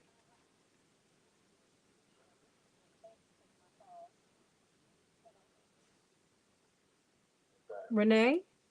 Yes, we can hear you. Country where people are homeless, hungry, suffering from the effects of bad health because they lack adequate health care. In a country where there are many citizens who are the descendants of the enslaved people like my great-grandparents were, who can't get reparations, we can't get adequate funding, we can't get an adequate education, gainful employment, we're not guaranteed voting rights, we can't get the George Floyd right, we're not guaranteed life, liberty, or the pursuit of happiness. We had young people shot in the streets or shot under their sheets, sometimes by the police. We live in a country where white terrorists tried to overthrow our democratically elected government just last year. And many of these people, even though some people got killed and some police officers got beat up, they got slaps on the wrist, while I have young Black men who are in jail because they were selling a drug that's now legal to sell by businessmen. And we have American drones dropping all over Africa. We have crippling sanctions in Black, brown, and Muslim countries. We have no more money for the people who are still suffering from the ill effects of the mishandling of the COVID-19 pandemic in this country. Yet we have money to fund a war in a country where we helped overthrow their democratically elected leader. That money includes funding neo-Nazis who might look at some of our Black and brown U.S. troops as the enemy. And friendly fire kills just like enemy bullets kill. I think that's insane. And I think that when people see the ill effects of this, of our funding this war, because we have a lot of money for the Pentagon, a lot of money for war makers, weapons makers, and all that stuff. But when they see the ill effects in their pocketbooks, they're going to be mad. Then maybe they'll cry out for peace. I don't know. Maybe they won't. I hope they do something. This makes no What sense. she said. Well, Kevin Gray, why don't you respond to Renee? What she said. That's what somebody should have written all that down and published that. That part. Let me go to you, Fred. What's on your mind, Fred? And to you, Jesse, and to your panel, well, you know I'm going to get into the fray on this one, and I'll be brief. Okay, we got $6 a gallon gasoline, inflation, empty shelves, illegal immigrants running over the border by the millions. We got crime. And then, of course, middle of last year, August of last year, we had Afghanistan. And that set the stage. Now, Black America voted for all of this when they voted for Joe Biden. You got North Korea acting ugly, China trying to act ugly. They're sitting on the sidelines, but they're looking. And now the Soviet Union has moved into Ukraine. All of this is to blame because of Joe Biden. Anybody want to respond? Does anyone care to respond?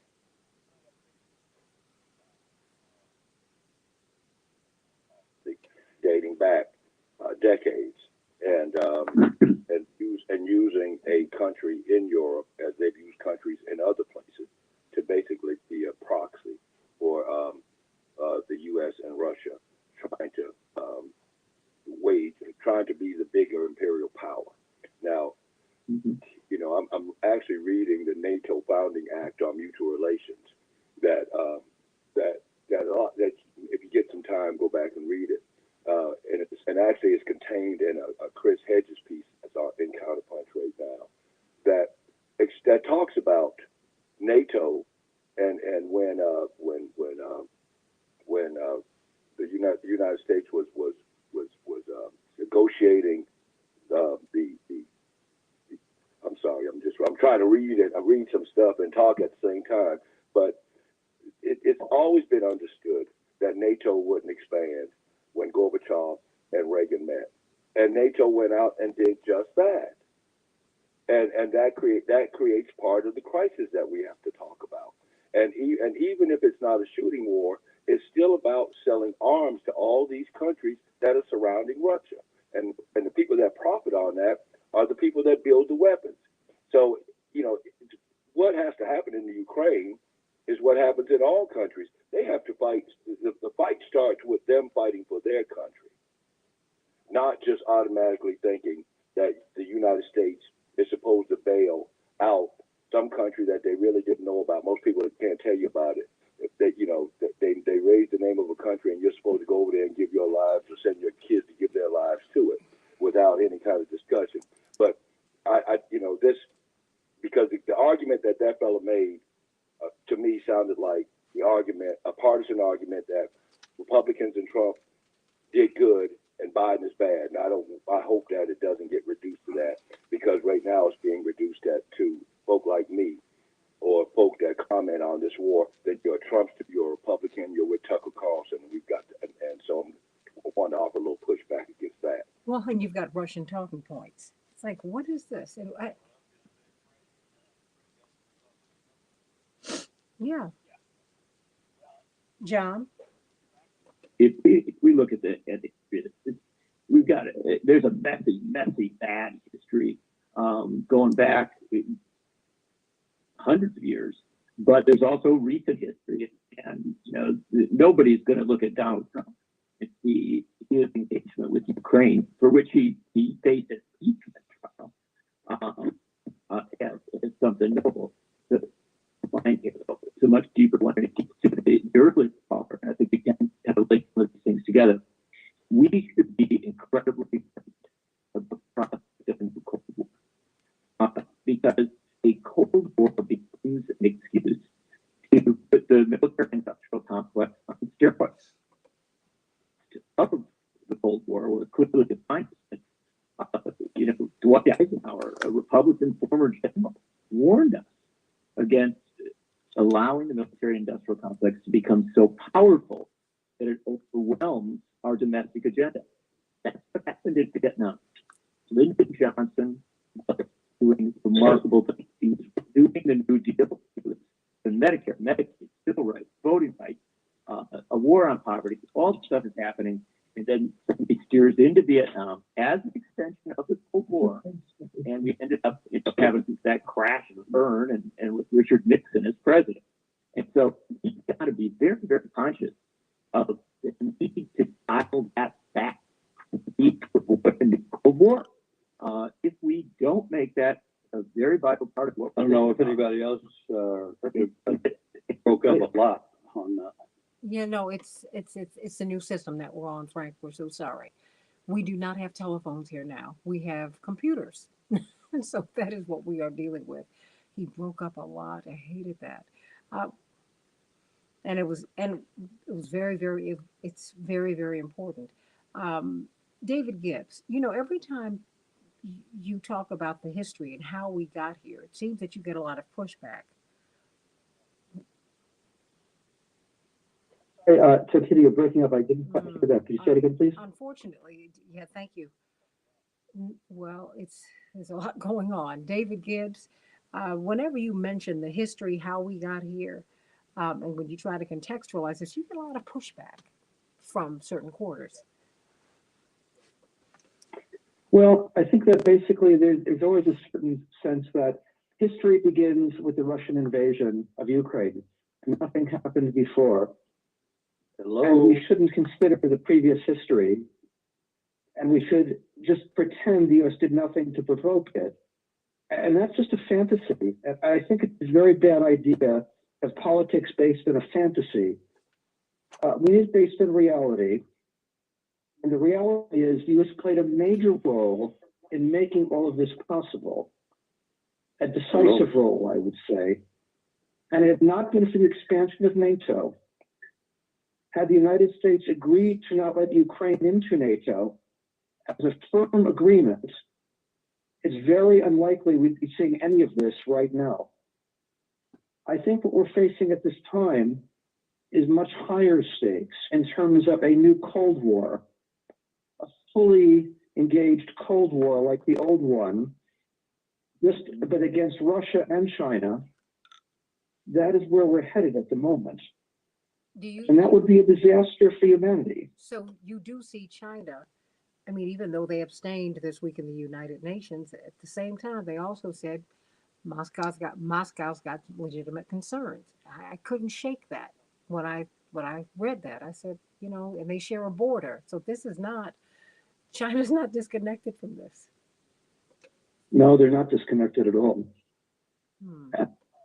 They seem to be temporizing somewhat, but I think the logic would be for the two countries to align with each other against the U.S. and its allies.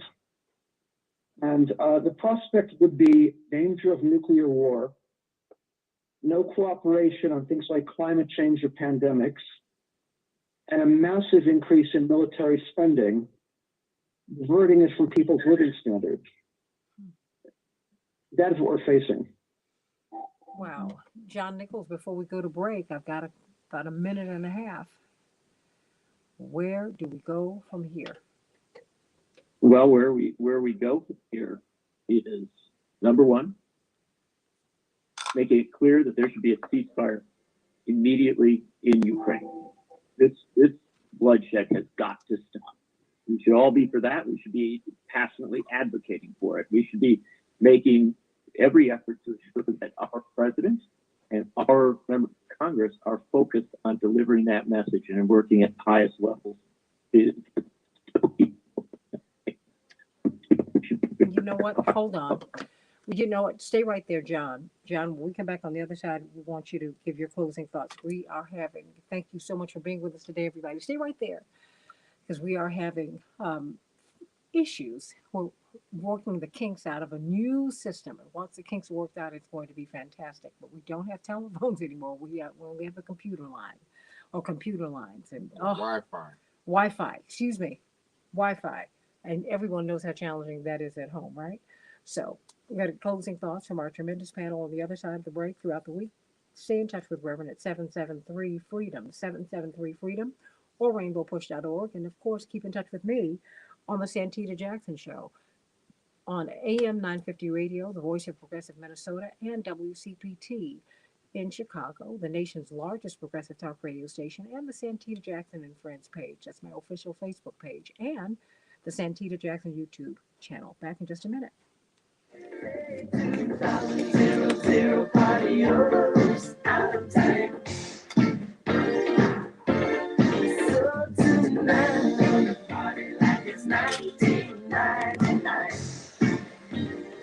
Coming up, we'll have closing thoughts. John, I'm reading Chris Edges' piece on Counterpunch, which is entitled Chronicle of the War Foretold. And it has a link to the NATO page, the Founding Act on Mutual Relations, Cooperation and Security between NATO and the Russian Federation, signed in Paris, France, 27 May 1997. And the first paragraph is that NATO and its member states, on the one hand, and the Russian Federation on the other hand, referred to as NATO and Russia, based on an enduring political commitment taken at the highest political level, will build together a lasting and inclusive peace in the Euro-Atlantic area on the principles of democracy and cooperative security. NATO and Russia do not consider each other as adversaries. Well, we've gone a long way from that. We sure have. Yeah, and the striking thing about it, is that many top diplomats who were around there in the 90s said very bluntly that there was a clear signal to Russia that NATO would not expand, that NATO would not go beyond where it's at. And one of the things that I keep being so troubled by is that there's not an awareness in the United States that there are so many European countries that are not in NATO.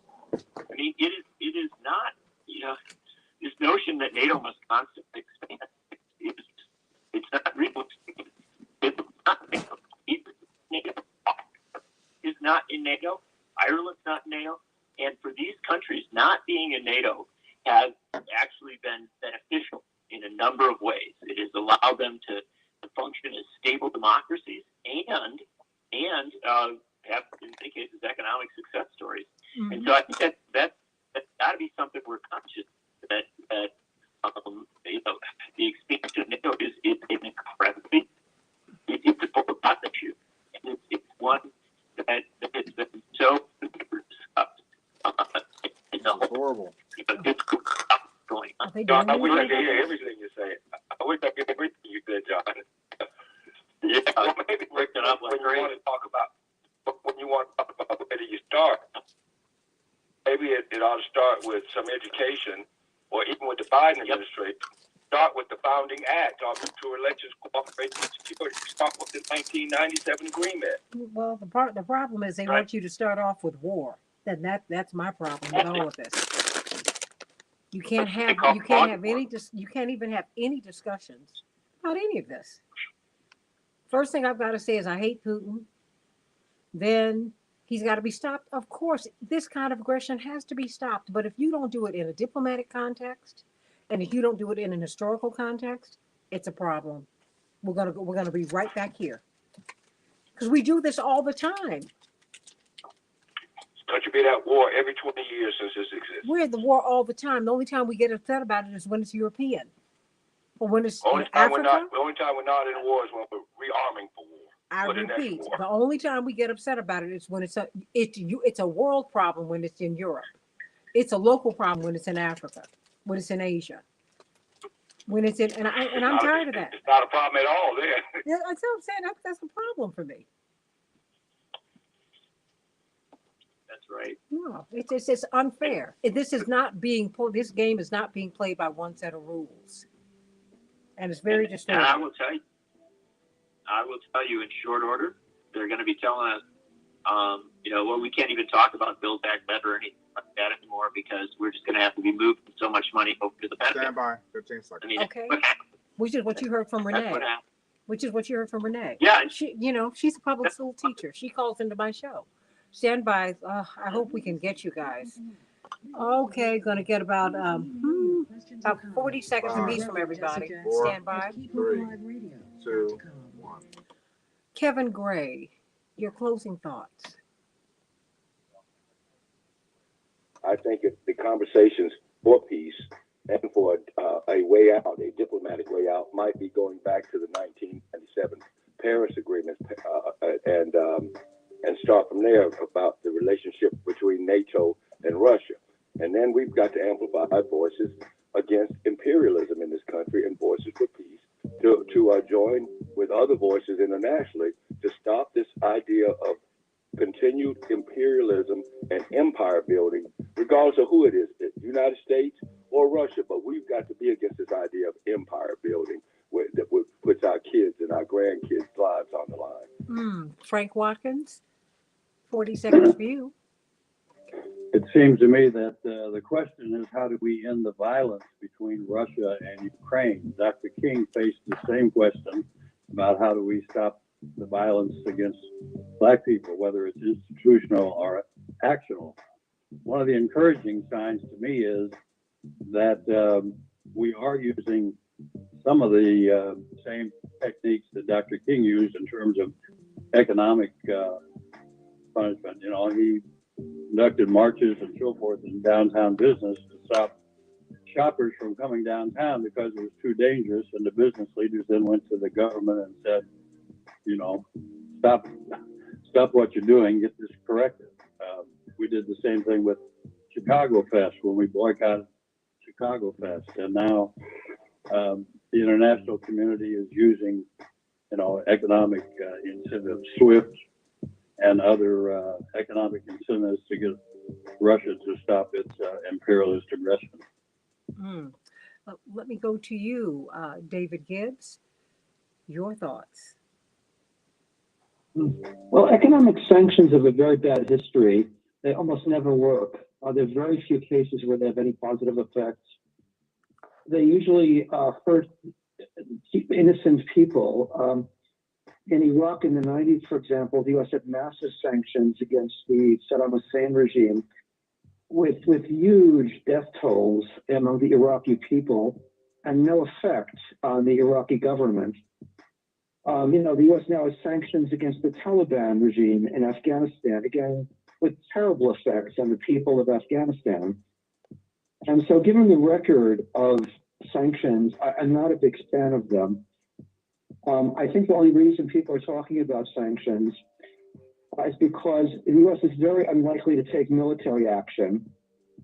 The public isn't for it, and it's extremely risky. And so I think the Biden administration wants to give the impression it's doing something, so they're doing sanctions, even if they're not going to have any positive effect.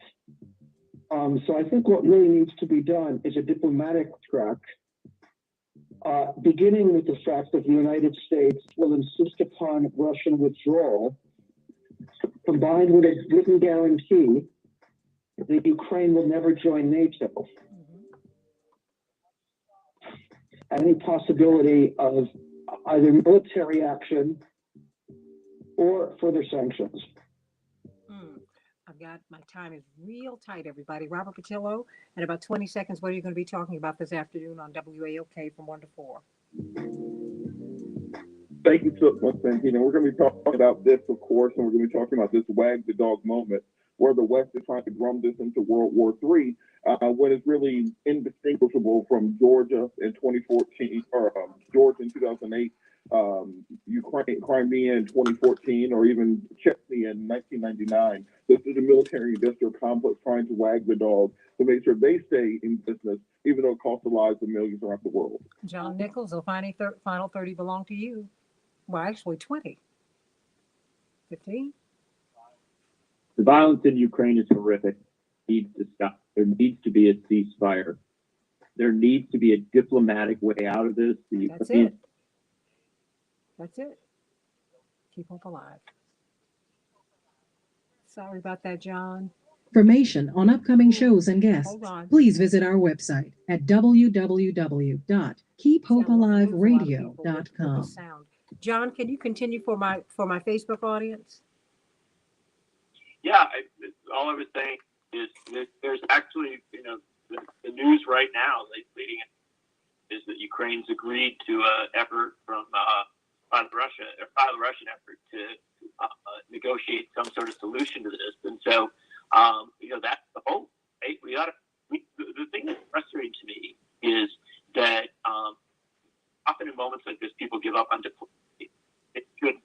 This is exactly when diplomacy should be on steroids. We should be throwing everything we can into a negotiated solution that's right occur to stop the violence and to recognize that look, everybody's going to have to stand down. That does mean that there's going to have to be honest discussion about NATO expansion. That's got to be a part of this discourse, and there also has to be honest discussion about the humanitarian crisis that's occurred, and there has to be action to deal with that.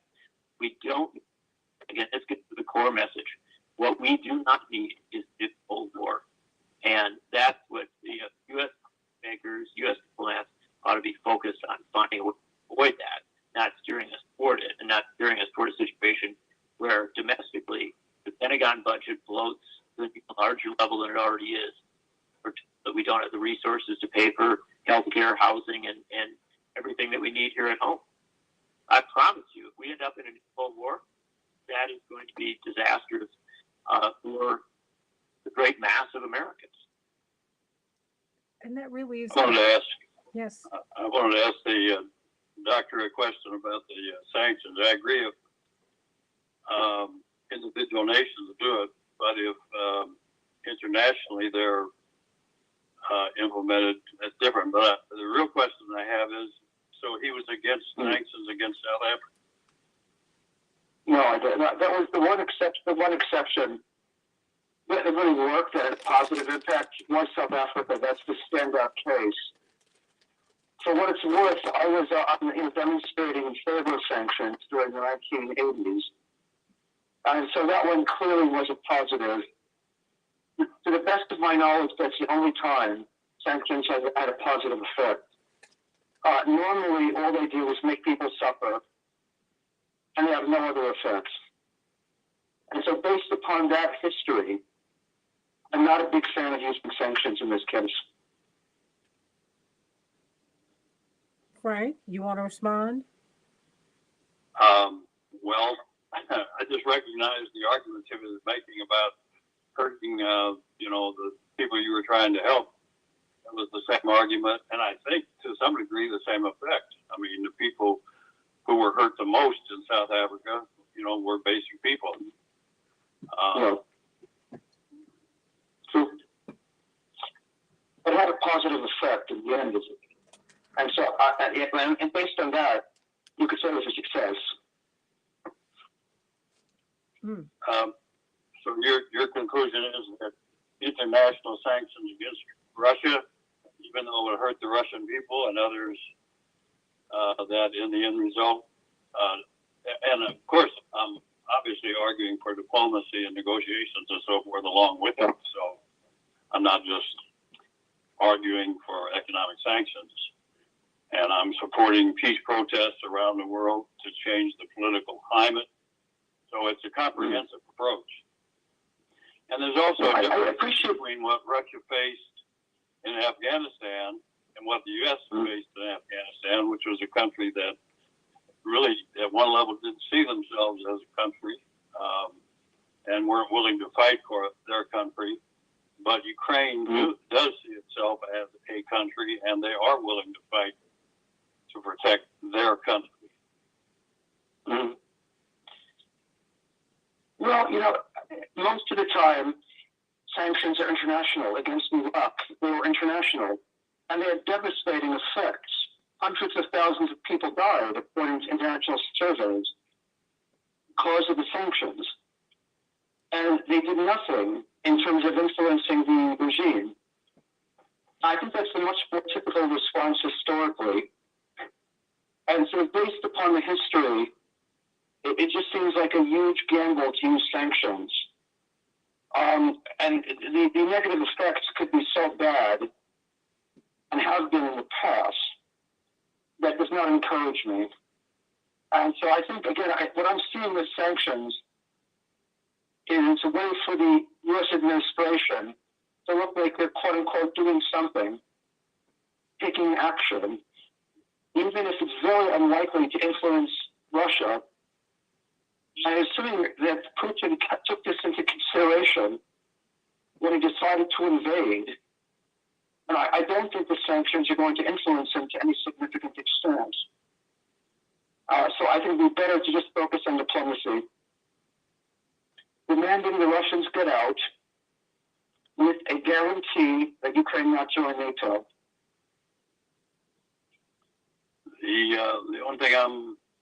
The only issue I'm raising is what is the leverage that makes him do that? In other words, appeal. I don't think just appealing to him, a moral appeal, a rational appeal, a strategic appeal. I don't see appeals working. You have to have some leverage. So what is the leverage I don't think we would have? I don't think we have leverage in terms of sanctions, because I think he already took that into account. He already decided sanctions are going to occur. And he decided to invade anyway. We don't know, and we have to first try diplomacy. And what we have to do above all is not make it worse. Because what the U.S. usually does when it intervenes, it makes it worse. And so again, first to no harm, I think, should be our first principle. That's my view. Frank, you there? Yeah, I mean, you want me to continue on? Yeah, you all can, yes. I think when somebody invites you in, that's not intervention in my judgment. But I am concerned about the other issue you raised because I think we are potentially heading into a new Cold War that is accompanied by the ideological struggle of, freedom or democracy, I should say, over authoritarianism. Well, that's the language we're using. That's what? That's the language that the official circles are using. Democracy versus authoritarianism. Correct. You don't think that's the ideological No, I don't. Struggle? I don't think it has anything to do with it. I think it is U.S. power. No, I'm talking about in the broader in a much broader context. Not just talking about between Ukraine and Russia. I'm talking about in a more of a broad historical context. Well, I don't think, really, looking at U.S. involvement in the world since 1945, would show the U.S. has any interest in democracy. The U.S. has overthrown so many democracies. It subverted democracy domestically with secrecy and covert operations. And so I don't really see democracy in U.S. foreign policy as being more than just rhetoric. Yeah, I think that's true in terms of governments, but I don't think that's true where the American people and many people in the world are. I agree. But one has to separate public opinion from foreign policy. So I don't think the two really have much to do with each other, unfortunately. Yeah. Well, unfortunately, we don't practice, representative democracy in America. I mean, we have three institutional things that benefit minority power. The filibuster stops anything from happening in the Senate, which is undemocratic principle. Electoral college is it's undemocratic. It stops at the presidential level. And you have gerrymandering, which is stopping democratic representation. So, well, I agree with all that. Is very much in jeopardy in the United States that we have to fight to correct here. I guess I would just add to that a major issue also is governmental secrecy, especially with regard to foreign policy, especially the area of covert operations and intelligence operations are profoundly anti-democratic and largely hidden from the public. And that's another issue I think that needs more attention in my view. Yep. Chile, Iran, Central America, Vietnam, Ho Chi Minh was the first was our ally. Yep. That's true. That's the history. No, I need to go at this point because I've been on for 2 hours now. Thank you so much for being with us. So I need to go. Thank you for having me, Santita. I really appreciate it. Oh, I really appreciate you. I really appreciate you, Frank, and you, John, and you, Kevin, and you, Robert, all of you. You're just brilliant, and can't wait to have you all on my show this week. Well, where else am I going to hear you? That's it. That's what's unfortunate to me. Oh, we're talking about all this freedom. You can't get voices heard freely. I don't get it. So here we go. So, but thank you all so much.